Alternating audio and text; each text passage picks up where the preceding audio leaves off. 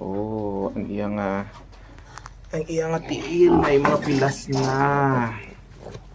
Ang mandiri sa iban. Tiil nila.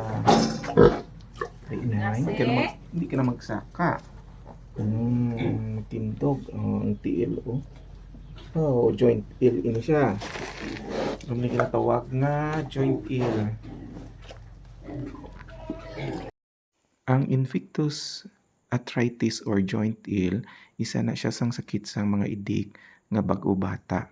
Usually, nagagwa na siya one day hasta na siya nga magdako or malutas. Ang common symptoms niya ang pilas-pilas sa iya nga tuhod sa tubangan.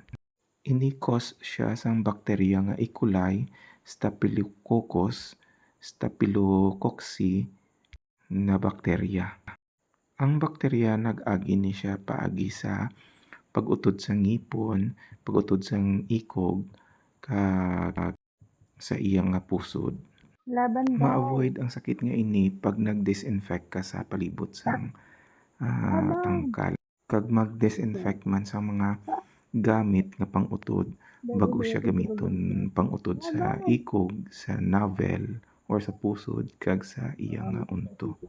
Isa na dira makabulig ang Vidalex powder. Pagwa sang idik, hapulason mo sang Vidalex powder ang lawas sang idik para wala sang infection nga makasulod sa idik. Tungod ang Vidalex powder may ara sang antibacterial agent nga nagapatay sang mga bakterya sa palibot sa tangkal kag sa magtapik sa lawas ang idik. Kung pwede, iburibod mo na siya sa palibot sang tangkal para kung may mga bakterya nga ara dira sa tangkal, makabuligid ang Vidalex nga makapatay sa tong mga bakterya nga ara sa tangkal. Isa man nga makabulig ang paghatag sa ila sang antibiotic or water-soluble powder para itingal sa idik para hindi na magamit sang injectable. So, consult lang sa mga technician kung anong nami nga antibiotic nga water-soluble powder. Kung hindi ni siya ma-treat, ma-develop ni siya sa sakit nga meningitis nga posible mapatay inyo idik.